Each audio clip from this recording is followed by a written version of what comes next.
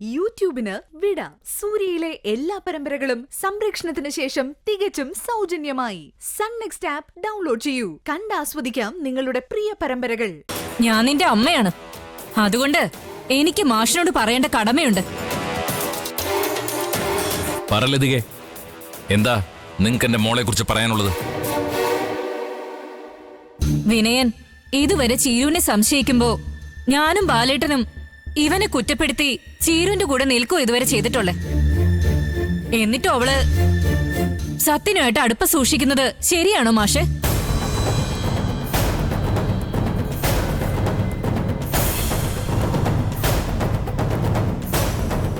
അവര് തമ്മിൽ എന്തടുപ്പുണ്ടെന്ന് ആന്റി പറയുന്നത്? ഇങ്ങോട്ട് വരുന്ന വഴിക്ക് ഓട്ടോ കേടായപ്പോ ചീരു സത്യന്റെ ബൈക്കിൽ കയറി വന്നതാണോ അടുപ്പം? അത് മാത്രമൊന്നും അല്ലല്ലോ അമ്പിളി. സത്യൻ ചീരുവിന്റെ കടം വീട്ടാൻ 3 ലക്ഷം സഹായിച്ചല്ലോ. അത് തിരിച്ചു തരാൻ വന്ന വിനയൻ സത്യനെ പഞ്ചരത്നത്തിൽ വച്ച് നേരിട്ട് കണ്ടതുമൊക്കെ എല്ലാവരും അങ്ങ് മറന്നോ?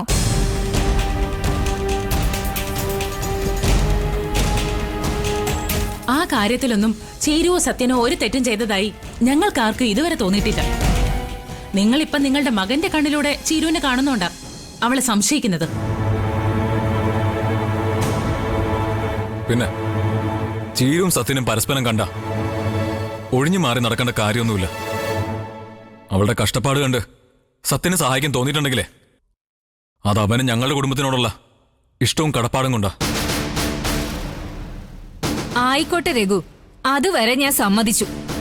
പക്ഷേ ചീരുവിന്റെ ഭർത്താവ് അടുത്തില്ലാത്തപ്പോ സത്യൻ എന്തിനാ രാത്രിയിൽ അവളെ വിളിക്കുന്നത്? ചീരു എന്തിനാ വാതിലടച്ച് മുറിയിലിരുന്ന് അവനുമായിട്ട് രഹസ്യ സംഭാഷണം നടത്തുന്നത്?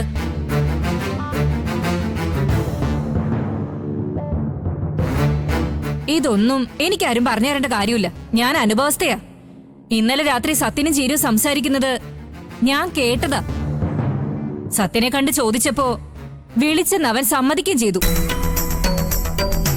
അല്ല ആന്റി, എന്തിനാ വിളിച്ചെന്ന് ചോദിച്ചോ? അല്ല, അവരെന്താ സംസാരിച്ചെന്ന് നിങ്ങൾ കേട്ടോ?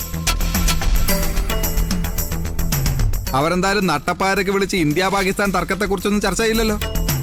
ചെയ്യോ? ഇനിയിപ്പോ അമ്മ സത്യനോട് ചോദിച്ചാൽ അവൻ സത്യം പറയണമെന്നില്ല. അമ്മ വന്നേ. അവനും ആളും എന്ത് ചെയ്താലും ഇവരൊക്കെ അവരെ ന്യായീകരിക്കുള്ളൂ. രണ്ടിനെ ഒരു പാഠം പഠിപ്പിക്കേണ്ട എങ്ങനെയാണെന്ന് എനിക്കറിയാം. പിന്നെ നീ എന്ത് ചെയ്യുന്നു? അവരെ ചെയ്യാവുന്നതിന്റെ അപ്പുറം തെണ്ടിത്തരം ചെയ്തിട്ട് വീണ്ടും നീ പ്രസംഗിക്കുന്നോ? തൂക്കിയെടുത്ത് ചോരോടടിച്ച് തീർത്ത് കളയാൻ ഞാൻ നിന്നെ, കേട്ടോ? രഘു, വിട്ടേക്ക്. ഇതൊരു ഹോസ്പിറ്റലാ. ഇവിടെ വെച്ച് നീ ഇവനെ ശിക്ഷിക്കണ്ട. അതിനൊക്കെ നിയമമുണ്ട്.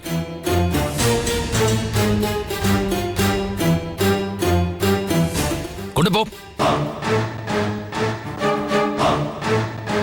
അനന്തം മാഷ്ടം മനസ്സിലെ പേമാരി ഒരിക്കലും തോരില്ല.